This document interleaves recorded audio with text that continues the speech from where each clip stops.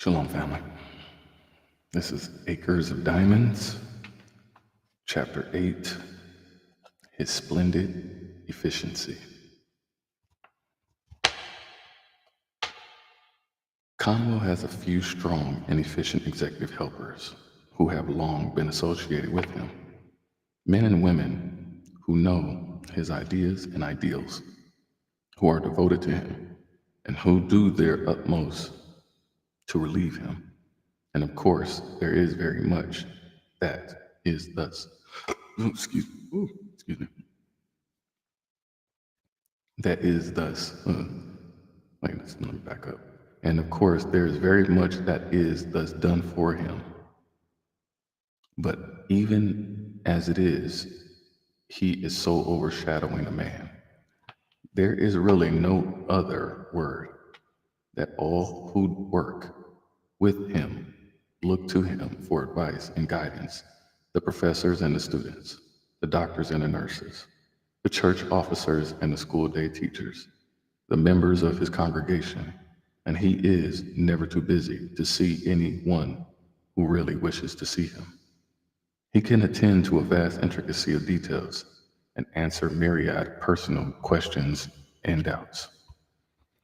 And keep the great Constitution splendidly going by thorough systemization of time and by watching every minute.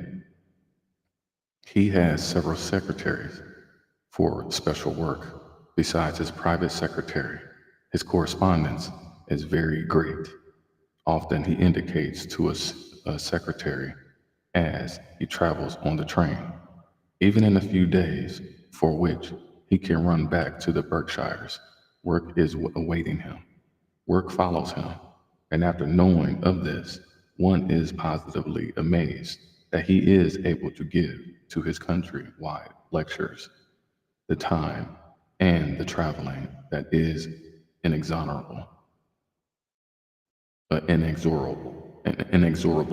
demand. Only a man of immense strength, of the greatest stamina, a veritable Superman, could possibly do it. And at times, one quite forgets, noticing the multiplicity of his occupations, that he prepares 2 sermons and 2 talks on Sunday. Here is his usual Sunday schedule. When at home, he rises at 7 and studies until breakfast, which is at 8:30. Then he studies until 9:45, when he leads a men's meeting, at which he is likely also to play the organ and lead the singing. At 10:30 is the principal church service, at which he preaches, and at the close of which he shakes hands with hundreds. He dines at 1, after which he takes 15 minutes, rests, and then reads. And at 3 o'clock he addresses, and a talk that is like another sermon, a large class of men, not the same men as in the morning. He is also sure to look in at the regular session of the Sunday school. Home again, where he studies and reads until supper time. At 7:30 is the evening service, in which he again preaches, and after which he shakes hands with several hundred more and talks personally in his study with any who have need to talk with him. He is usually home by 10:30. I spoke of it one evening as having been a strenuous day, and he responded with a cheerfully whimsical smile, 3 sermons, and shook hands with 900.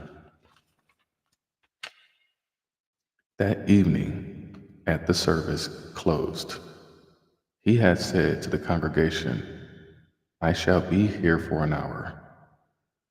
We always have a pleasant time together after service. If you are acquainted with me, come up and shake hands. If you are strangers, just the slightest of pauses, come up and let us make an acquaintance that will last for eternity." I remember how simply and easily this was said.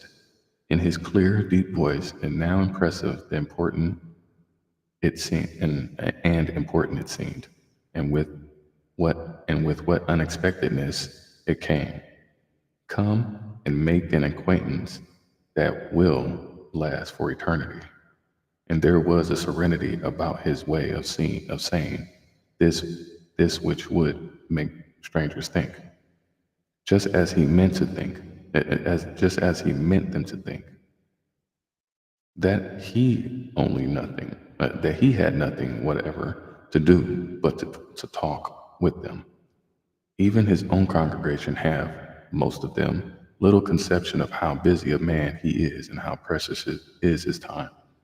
One evening last June, to take an evening of which I happen to know, he got home from a journey of 200 miles at 6 o'clock, and after dinner and a slight rest went to the church prayer meeting, which he led in his usual vigorous way at such meetings, playing the organ and leading the singing, as well as praying and talking. After the prayer meeting, he went to two diners in succession, both of them important dinners in connection with the close of the university year. Uh, and and at both dinners he spoke. At the second dinner, he was notified of the sudden illness of a member of his congregation, and instantly hurried to the man's home and thence to the hospital to which he had been removed. And there he remained at the man's beside, or in consultation with the physicians until 1 in the morning. Next morning, he was up at 7 and again at work. This one thing I do is his private maxim of efficiency, and a literalist might point out that he does not one thing only, but 1,000 things not getting Conwell's meaning, which is that whatever the thing may be which he is doing, he lets himself think of nothing else until it is done. Dr. Conwell has a profound love for the country, and particularly for the country of his own youth. He loves the wind that comes sweeping over the hills. He loves the wide stretching views from the heights and the forest intimacies of the nestled nooks. He loves the rippling streams. He loves the wildflowers that nestle in seclusion or that unexpectedly paint some mountain meadow in with delight. He loves the very touch of the earth, and he loves the great bare rocks. He writes verses at times. At least he has written lines for a few old tunes, and it interested me greatly to chance upon some lines of his that picture heaven in terms of the Berkshires, a wide stretching valley in colors so fadeless, where trees are all deathless and flowers ere bloom. That is heaven in the eyes of the New England hillman.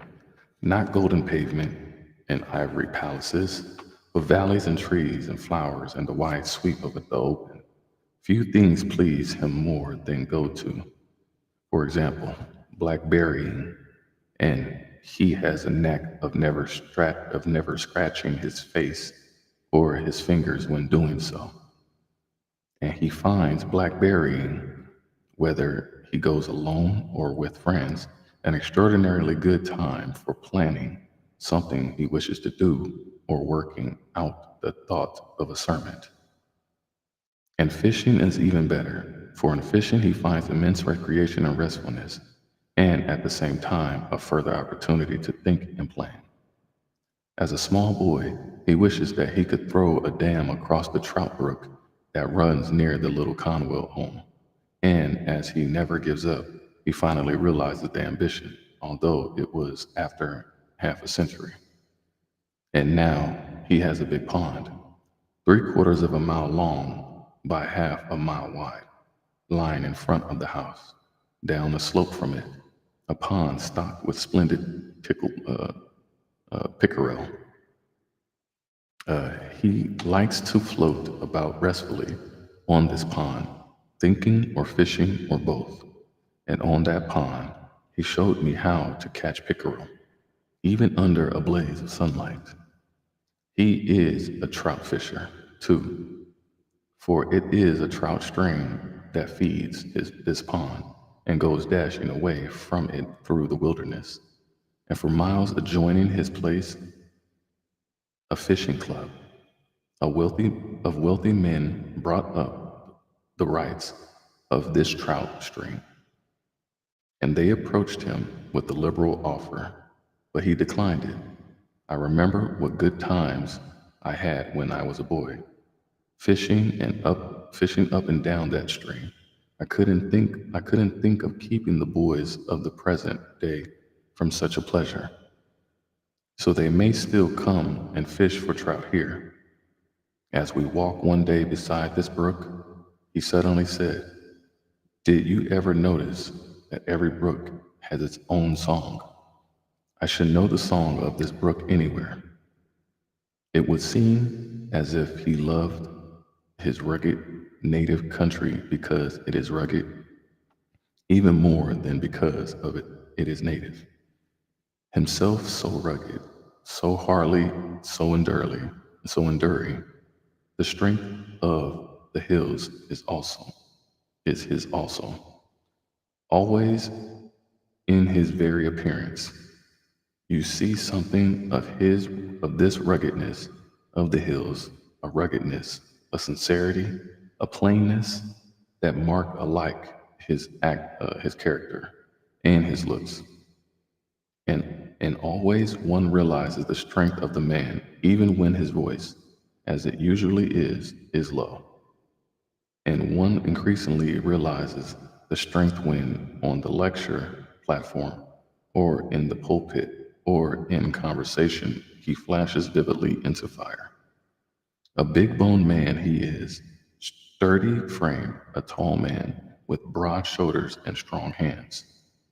His hair is a deep chestnut brown that at first sight seems black. In his early manhood, he was superb in looks, as his pictures show, but anxiety and work and the constant flight of years with physical pain have settled his face into lines of sadness and almost of severity, which instantly vanish when he speaks, and his face is illuminated by marvelous eyes. He is a lonely man. The wife of his early years died long, long ago, before success had come, and she had deeply mourned, for she had loyally helped him through a time that held much of struggle and hardship. He married again, and this wife was his loyal helpmate for many years. In a time of special stress, when a defalcation of $60,000 threatened to crush Temple College, just when it was getting on its feet, for both Temple Church and Temple College had in those early days buoyantly assumed heavy indebtedness. He raised every dollar he could by selling or mortgaging his own possessions. And in this, his wife, as he lovingly remembers, most cordially stood beside him, although she knew that if anything should happen to him, the financial sacrifice would leave her penniless. She died after years of companionship. His children married and made homes of their own. He is a lonely man, yet he is not unhappy, for the tremendous demands of his tremendous work leave him little time for sadness or retrospect.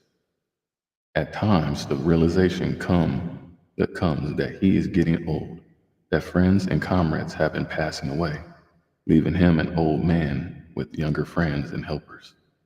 But such realization only makes him work with an earnestness still more intense, knowing that the night cometh when no man shall work. Deeply religious though he is, He does not force religion into conversation on ordinary subjects or upon people who may not be interested in it. With him, it is action and good works, with faith and belief that count, except when he talk, except when talk is the natural, the fitting, the necessary thing. When addressing either one individual or thousands, he talks with superb effectiveness. His sermons are, it may almost literally be said, parable after parable, although he himself would be the last man to say this, for it would sound as if he claimed to model after the greatest of all examples. His own way of putting it is that he uses stories frequently because people are more impressed by illusions than by argument. Or they're more impressed by illustrations than by argument. Excuse me. Always, whether in the pulpit or out of it, he is simple and homelike, human and unaffected. If he happens to see someone in the congregation to whom he wishes to speak, he may just leave his pulpit and walk down the aisle while the choir is singing and quietly say a few words in return.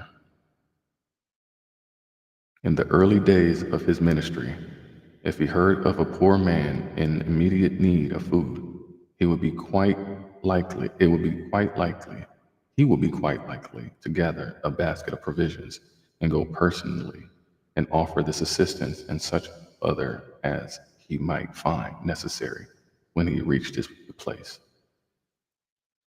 As he became known, he ceased from this direct and open method of charity, for he knew that impulsiveness would be taken for intentional display.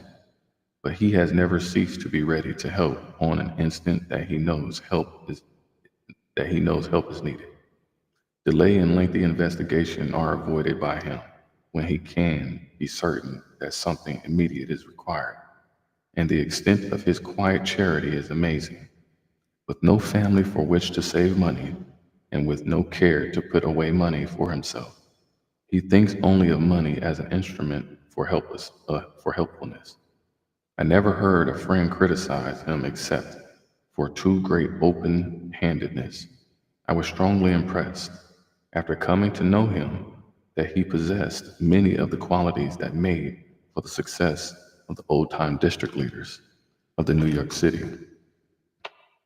And I mentioned this to him, and he at once responded that he had himself met Big Tim, the longtime leader of the Sullivans, and had him at his house.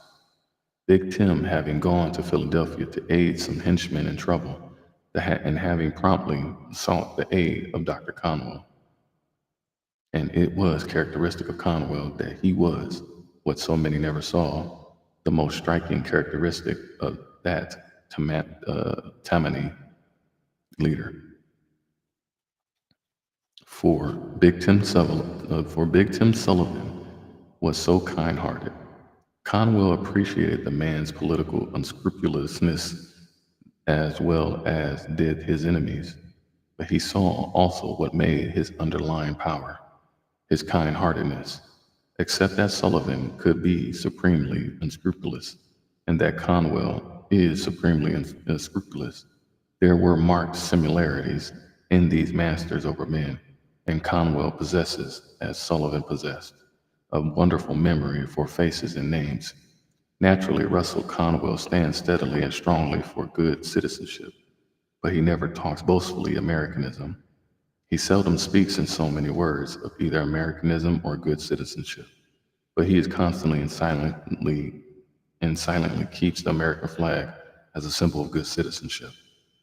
Before his people, an American flag is prominent in his church. An American flag is seen in his home, but a beautiful American flag is up at his Berkshire place and surmounts a lofty tower where, when he was a boy, there stood a mighty tree at the top of which was an eagle's nest. which has given him a name for his home, for he terms it the eagle's nest.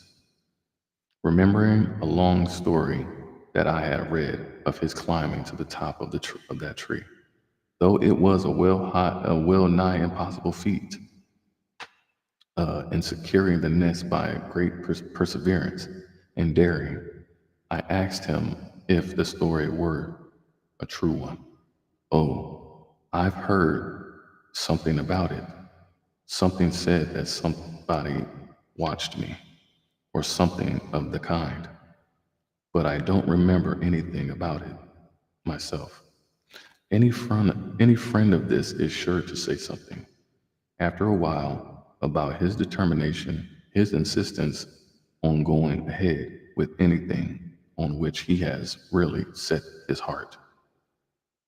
One of the very important things on which he insisted, in spite of very great opposition, and especially an opposition from the other churches of his denomination. For this was a good many years ago, when there was much more narrowness in churches and sects than there is at present, was with regard to doing away with close communion. He determined on an open communion, and his way of putting it, once decided upon, was, my friends, it is not true, it is not for me to invite you to the table of the Lord. The table of the Lord is open. If you feel that you can come to the table, it is open to you. And this is the form which he still uses. He not only never gives up, but, so his friends say, he never forgets it. He never forgets a thing upon which he has once decided.